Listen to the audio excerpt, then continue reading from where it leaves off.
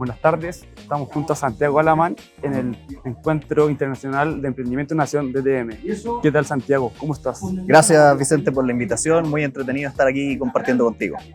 Perfecto. Primero, para partir, ¿quién es Santiago Alamán? ¿Qué hace en su día a día, Santiago? Mira, yo creo que un poco mi historia parte hace harto tiempo atrás. Yo cuando era chico, tenía más o menos 20 años, me perdí a mi madre por un cáncer súper largo y me enfrenté a una realidad que creo que muchas personas se han enfrentado, que es que cuando te quedas solo, sin papá, te das cuenta que nadie te enseñó a pagar una cuenta, a ahorrar, a invertir. Y eso me forzó un poco a salir a buscar cómo aprendo a hacer eso, cómo lo hago, dónde alguien me enseña esta cuestión. Y me forzó a aprender muchísimo sobre esto. Leí todo lo que había que encontrar, afortunadamente hablaba inglés, así que pude ver todo lo que hacen los gringos. Y pasaron los años y me puse a hacer clases. Y me puse a hacer clases a gente de escasos recursos del centro de Santiago y me empecé a dar cuenta que a ellos tampoco les habían enseñado. A ellos tampoco les habían dicho cómo pagar una cuenta, cómo enfrentarse a la vida laboral, cómo ahorrar, invertir. Chuta, parece que este no es solo mi problema, parece que este problema lo tiene más gente. Y fui avanzando con los años y me puse a hacer clases en la universidad. Y en la universidad me di cuenta que pasaba exactamente lo mismo. Tenías profesionales jóvenes que venían de las mejores universidades del país y tenían el mismo dolor que tenía yo. Nadie nunca les había enseñado a ahorrar, a invertir, a pagar una cuenta. Entonces, en ese contexto dije, oye, ¿sabéis qué? Tengo que empezar a buscar oportunidades para lo que hago hoy, para enseñar estas cosas. Tengo que encontrar el espacio para entregar a las personas herramientas para poder enfrentarse al mundo. Y es bien bonito porque me da cuenta que no se te tiene que morir alguien como para decir, oye, a mí tampoco me han enseñado esto y quiero aprenderlo. Y es por eso que hoy lo que hago dentro de las redes sociales es enseñar educación financiera, productividad y finanzas personales en general, por esto mismo, porque a mí me costó muchísimo y me di cuenta que no era solamente mi dolor. Perfecto. ¿Cuál es la clave para ser un buen guía o un buen docente en la universidad como usted es un profesor docente de la Universidad del Desarrollo? ¿Cómo para guiar a los alumnos y alcancen el éxito? ¿Cachai que pasa una cosa bien loca? Estábamos caminando acá ahí detrás de esa carpita que está allá y nos encontramos con una exalumna y dijo, hola, profe, ¿cómo estás? Ah, chuta, buena, ¿cómo estás? Y me acordaba harto de ella, que la tuve hace como unos 6, 7 años en la universidad como alumna mía. Y una de las cosas que me di cuenta, que tanto ella como otras personas, lo que más les choca es que los profesores crean en ellos. No sé si alguna vez te pasó, pero es muy habitual que en el mundo que nos rodea tenemos como personas que han recibido una educación donde sus papás les dicen, eres bacán, eres el mejor, eres una persona que va a llegar lejos. Pero la mayoría de Chile y el mundo no ha recibido eso. La mayoría de la gente, sus papás dicen, oye, mira, estudia algo seguro, no te atrevas a emprender porque es difícil. Oye, ¿por qué no buscáis un trabajo en una empresa grande, como las que tenemos aquí alrededor, digamos? Oye, busca eso. Y empieza a generarse, que te empieza a pasar en el colegio primero, después en la universidad y después cuando sales, que se busca un poco esto de hazlo seguro, no te atrevas a hacer un poquito más. Y cuando yo me di cuenta de esto, y sobre todo trabajando con gente de escasos recursos del centro de Santiago, me di cuenta, oye, ¿sabéis qué? A esta gente le han dicho cosas peores. Les han dicho, no estudies. ¿Para qué vayas a ir a la universidad? ¿Por qué no trabajáis con tu papá? ¿Por qué, oye, en la construcción hay un espacio? Dale. No sé, hay un profesional. Y yo me dije, oye, no, acá hay un problema. Y fui de las primeras personas, y por eso que me acordaba mucho de ella, que yo la miraba a los ojos y le decía, ¿sabes qué? Yo creo que sí puedes. Y es una cosa súper básica, pero que rara vez la dicen. Y de repente se empieza a sumar. Y de repente se vuelve a sumar. Y de repente la persona empieza a decir, oye, si alguien me lo dijo, puede que sea verdad. Porque de lo contrario, tu vida empieza a girar dentro de un cuadradito, donde te dijeron que los límites eran hasta aquí y hasta allá, y no te puedes pasar para los lados. Pero de repente alguien te dice, no, sí, se puede salir de la puerta, se puede mirar para allá. Y tu cuadradito empieza a crecer. Entonces yo creo que un buen docente, además de enseñarte materia, que es importante, un buen docente tiene que mirarte a los ojos y decirte, yo creo que sí lo puedes lograr. Yo creo que sí puedes ser extraordinario. Y eso es bien desafiante porque a mí me ha tocado hacer clases en universidades como la Católica, que son consideradas las mejores de este país, donde a los cabros normalmente les dicen eso. Oye, eres el mejor, te va a ir súper bien. Están acostumbrados a que les abran el cuadradito. Pero también tengo universidades, como por ejemplo la que estoy haciendo ahora, que es la Universidad del Desarrollo, que es una buena universidad. pero aún así el perfil de ingreso, el tipo de persona, no ha recibido esa misma frase. Entonces encuentro mucho más bonito el desafío de acercarme a ese cabro, mirarlo a los ojos y decirle, no tienes nada que enviarle a la Católica, cree en ti mismo, atrévete, vámonos a pararnos de igual a igual. Y aunque suena raro, nadie se lo dice. Entonces creo que lo más importante es entregar el contenido, pero también entregar la motivación. Porque tú pega como profesor, llegas a un punto. Yo salgo de la clase y él tiene que estudiar. Él tiene que ir a buscar las oportunidades. Pero lo que yo tengo que hacer es que cuando él salga de mi clase, diga, ok, creo que hay más oportunidades de las que creía antes de que hubiera entrado a esa sala. Entonces, eso es lo más importante. Perfecto. Ahora hablemos del mundo del emprendimiento. Estamos en la feria más grande de Latinoamérica. Si yo te pregunto, Santiago, si yo fuera un emprendedor y te diría, Santiago, quiero empezar un emprendimiento, ¿cuáles son los 3 tips más importantes de finanzas para partir y que me mantenga en mi emprendimiento? Mira, yo llevo emprendiendo ya unos 8 años, un poquito más. He tenido varios negocios, algunos muy fracasados y algunos bastante exitosos. Y te diría que hay varios consejos que son importantes, pero el primero de los consejos que yo les daría a una persona es que, desde el punto de vista financiero, es que al principio es mucho más duro de lo que te dicen. Normalmente aquí en estos espacios se romanticiza mucho. Te dicen, oye, qué rico es emprender, qué bueno, pero nadie te cuenta, oye, esto va a ser difícil al principio. Tú mismo levantando este proyecto gigante que tenía acá, al principio fue difícil, fue duro. Y un emprendedor que tiene su primer mes saliendo a vender y vende cero, es duro. Entonces, lo primero es acepta que parte del camino es un desierto, que va a ser el mismo calor que hace hoy día en el principio del trayecto. Entonces, aceptemos eso y prepárate, sé inteligente. Si vas a emprender, emprende de una manera donde tú tengas el, ¿cómo decirlo?, colchoncito. Prepárate desde antes, si tenías una pega, ahorra y después salís a emprender. Sé inteligente. Hay una anécdota muy buena. ¿Tú sabías que Bill Gates es muy famoso porque todo el mundo dice que Bill Gates se salió de Harvard para ir a fundar Microsoft y por lo tanto él es como un dropout, una persona que renunció a la universidad? Lo mismo se habla un poco de Steve Jobs. Lo que no te cuentan es que Bill Gates estuvo varios años en la universidad cuando estaba haciendo Microsoft. Es decir, no se salió antes, sino que estaba haciendo las dos cosas. Y cuando vio que el proyecto era realmente exitoso, saltó. Mira, tenemos hasta un perro indignado con nosotros. Entonces, la misma lógica sigue para los chilenos. Muchas veces no se puede pagar una cuenta de la luz con buenas intenciones. Tenés que pagarlas con plata. Por lo tanto, no hay nada de malo en emprender mientras estás haciendo otras cosas al mismo tiempo. Entonces, es una nueva tendencia internacional del emprendimiento de atrévete a hacer un proyecto paralelo y después dale. En segundo lugar, hay otras cosas que son importantes, que es que tienes que educarte financieramente. Yo estuve conversando harto con un poquito más allá, hay varios stands chiquititos de hartos emprendedores y se nota mucho la diferencia entre un emprendedor que alguna vez se ha educado en términos financieros y el que no tiene idea. Y es muy distinta el emprendimiento del no educado y el del educado, particularmente porque el que está no educado está muy desordenado. Y el desorden genera caos. Y sí, vas a llegar hasta un cierto punto, pero nunca vas a escalar. Y eso es un segundo problema del que no está educado financieramente. Necesitáis sentarte y estar educado financieramente porque si no, va a tener un tope natural tu emprendimiento, que es tu tiempo, tu energía, lo que sea. Y muchas veces me pasa que hablo con montones de emprendedores y me dicen como, bueno, es que en realidad no estaba tan seguro y saqué plata de la empresa para comprarme tal cosa y después le metí de vuelta y le presté plata a un amigo y le presté plata a una familia, a un conocido, y se te empieza a desordenar y se te empieza a desordenar. Y de repente te das cuenta, llegamos a un tope. Ya no es posible seguir creciendo sin tener un cierto orden. Entonces, el no saber de esto te va a limitar tu emprendimiento. Tenés que meterlo como parte de las cositas que tienen que estar ahí. Por lo tanto, cuando la gente salga a la universidad, salga al colegio y emprenda, que nunca se le olvide que tiene que seguir aprendiendo.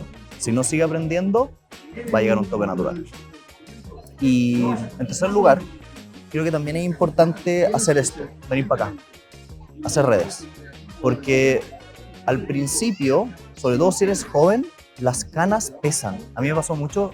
Yo cuando partí emprendiendo, de haber tenido 23, 24 años, ¿tú crees que alguien va a querer contratar en un negocio importante a un cabro de 23 años?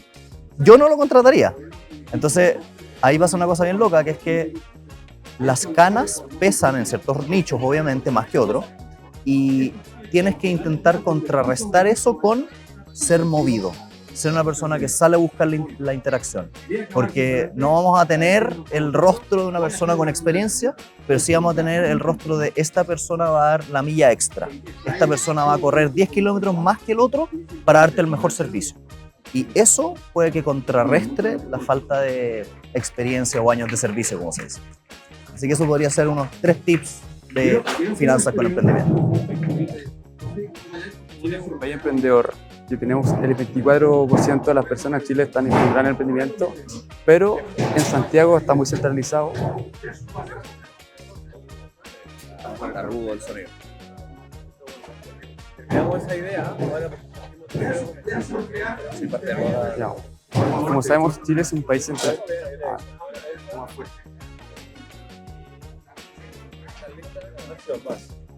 Como todos sabemos, Chile es un país emprendedor, de los más grandes de Latinoamérica.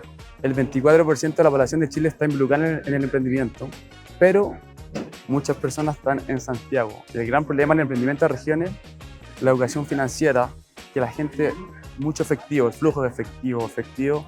Entonces, ¿cómo podemos educar a la gente de región de Chile? Porque es un problema muy grande en regiones que por eso quizá no alcanzan el éxito. Creo que hay 2 elementos. En primer lugar, creo que ha cambiado para bien el emprendimiento en regiones, sobre todo por lo barato que es impartir educación hacia las regiones como antes no lo era. Fácil. Hace 10, 20 años atrás, ¿era factible traer al mejor profesor y llevarlo a hacer una clase a Concepción? Sí, pero tenías que contratarlo, tenías que hacerlo volar, tenías que llevarlo a Santiago, tenías que trasladarlo para allá, comprarle un hotel, todo eso, ¿no es cierto? Hoy en día, nosotros podemos, gracias a la tecnología, abaratar infinitos sus costos.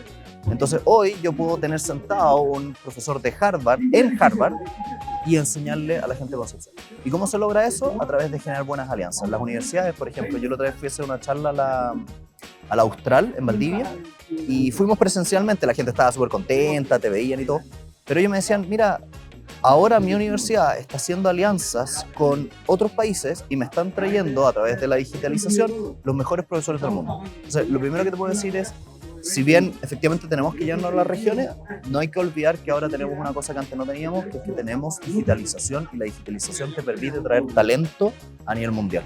Pueden ahí buscar hay un fundador de una de las plataformas más grandes del mundo de educación, que se llama Khan Academy, vayan a buscarlo. Él habla de la gracia de la digitalización es que hoy puedes sentar a Aristóteles en todas las salas del mundo. ¿Por qué? Porque lo podéis tener firmando en Harvard, lo podéis tener en todos lados, cosa que antes no se podía.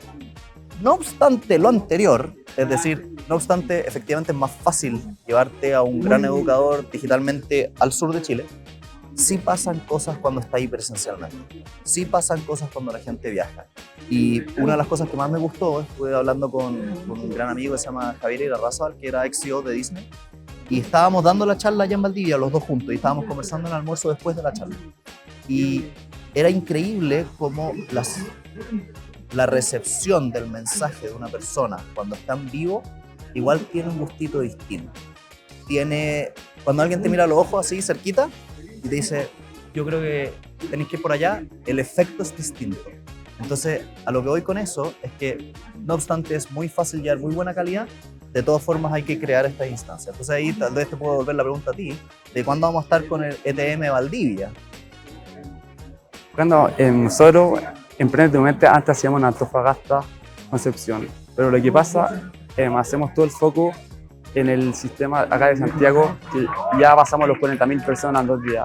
Fue una locura.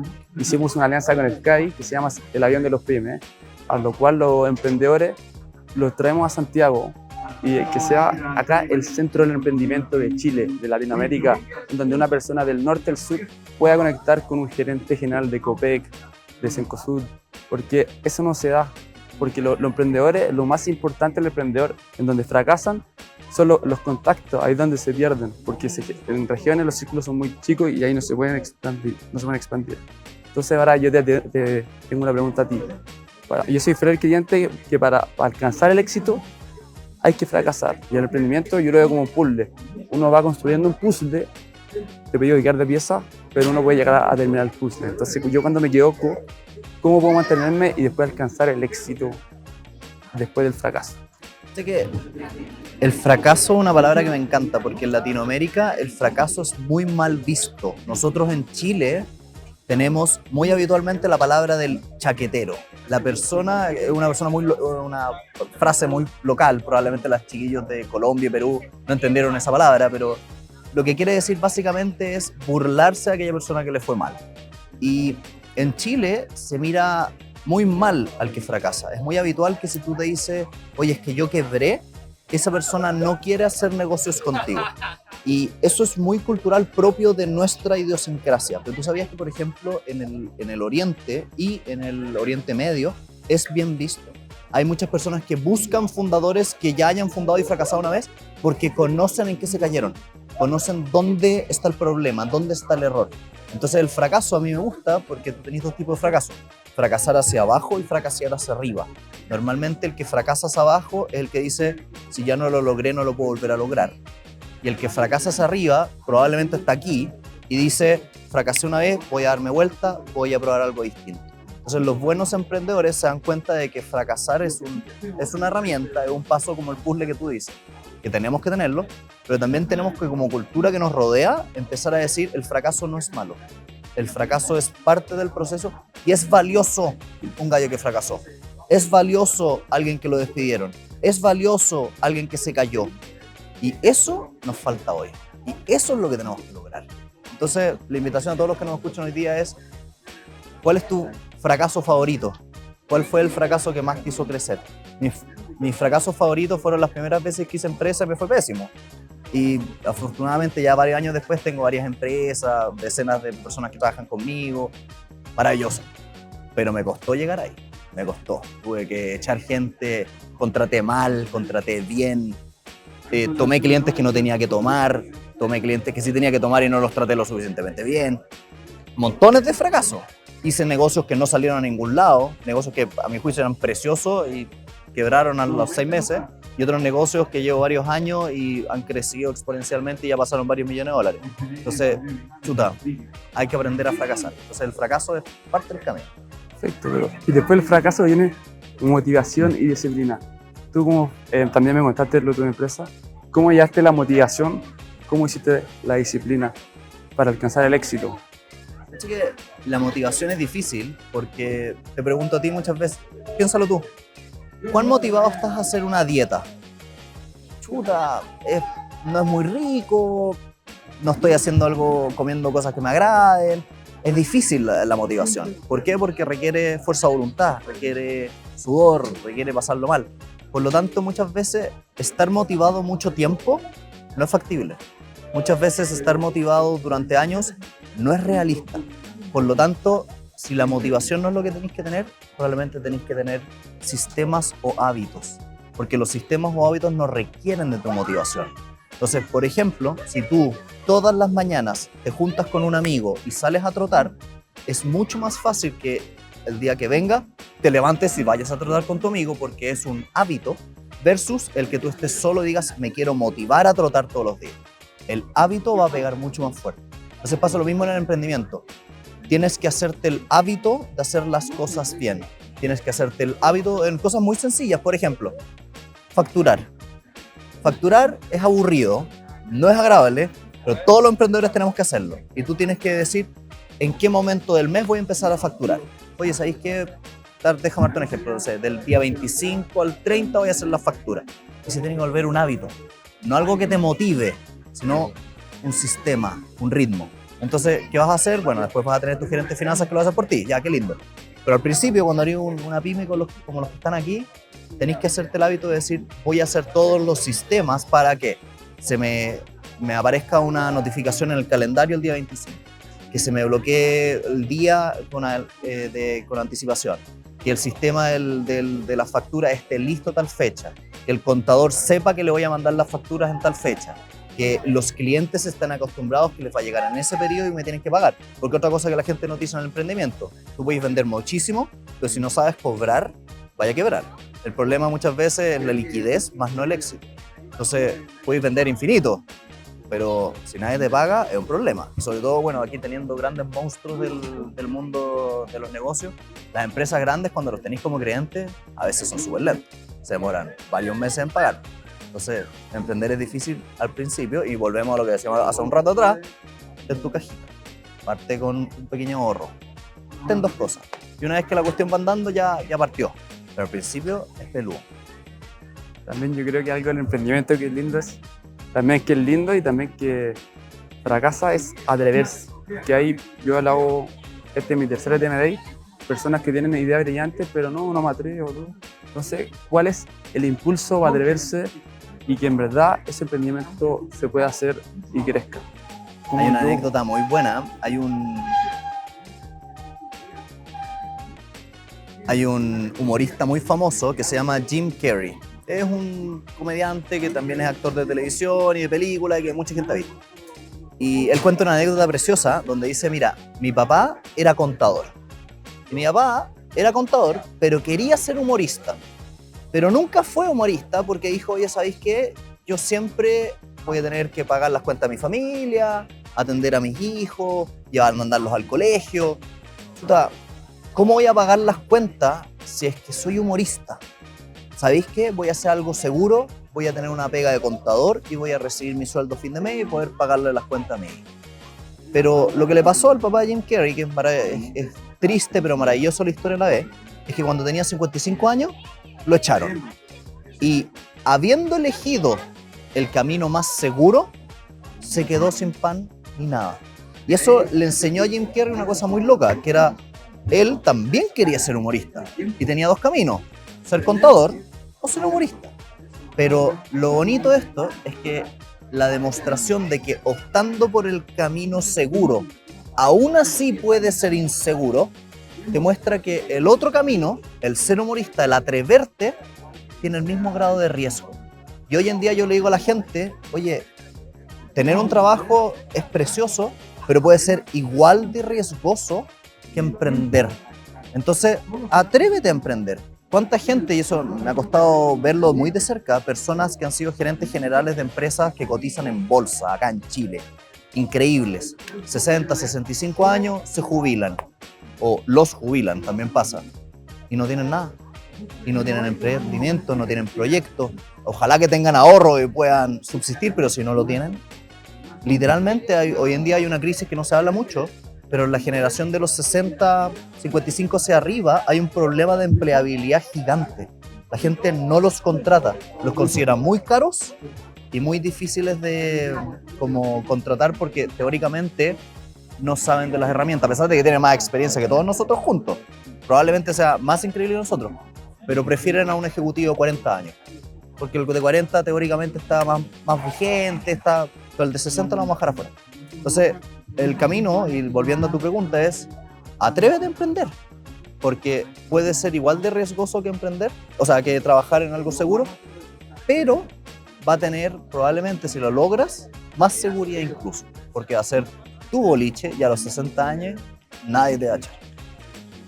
Perfecto. Ahora me gustaría hablar de un lado importante de Santiago, que es, tú eres un creador de contenido muy conocido. ¿Cuál fue tu impulso para llegar a las redes sociales y cuál fue el problema que viste en Chile? Mira, como te decía al principio de la conversación, la razón por la cual yo hago redes sociales tiene que ver con mi historia personal. Yo lo pasé súper mal porque a mí nadie me enseñó las cosas.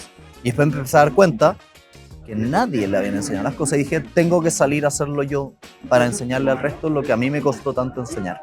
Pero también viene asociado a otras cosas. A mí, yo hice un proyecto social hace unos 4 o 5 años atrás, donde lo que hice fue una pyme que ayudábamos a deportistas de élite a participar en competencias para representar a Chile. Por ejemplo, ¿te acuerdas de Yasmani, que también ganó una medalla por Chile? Bueno, Yasmani no tenía cómo pagar las clasificatorias, los panamericanos, y no tenía cómo ir a competir. Y no tenía cómo ganarse los puntos para poder efectivamente ir a las Olimpiadas después. Por lo tanto, nosotros creamos un proyecto súper bonito donde les traíamos a estas personas como él, le decíamos, súbete a la plataforma y que la gente que alrededor está, te apoye, te ayude y te entregue plata. Y funcionó bien, lo mandamos o sea, a competir por Chile y logró terminar la Olimpiada y se ganó una medalla por nosotros, pero fue muchísimo menos exitoso de lo que yo quería. Y me di cuenta que el gran problema fue que yo no era nadie me conocía. Yo no tenía una audiencia, no tenía un megáfono, no podía llamar a la gente. Y como no la podía llamar, los proyectos sociales que yo hiciera, nadie los iba a escuchar. Entonces dije, ¿sabéis qué más? Voy a crear un proyecto de educación financiera porque es una cosa que me encanta, pero al mismo tiempo para poder impulsar proyectos sociales donde la gente los escuche y los vea. Y hoy en día unas cosas que más felicidad me dan es que, por ejemplo, yo soy embajador de una fundación con niños con cáncer, que se llama la Fundación Nuestro Hijo, vayan a verla, que ayudamos a personas, no solamente a los niños con cáncer, sino también a su familia. Y la otra vez, no sé, subí un video y lo vieron 120.000 personas, una historia, y tú lo mirás y decís, wow, logré tirarle a 120.000 personas a ayudar a niños con cáncer porque tengo una plataforma. A eso hago redes sociales. Y ahora hoy digo, ya no solamente tengo que ayudar a niños con cáncer, sino también tengo que ayudar a toda la gente con estas cosas que a mí me costaban, que era, oye, nadie me enseñó cómo ahorrar, nadie me enseñó cómo invertir, etcétera, etcétera. Entonces, esa es la razón por la cual estoy aquí hoy, haciendo redes sociales y estoy acompañándote el día de hoy.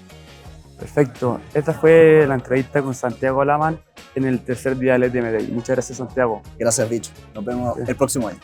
Perfecto.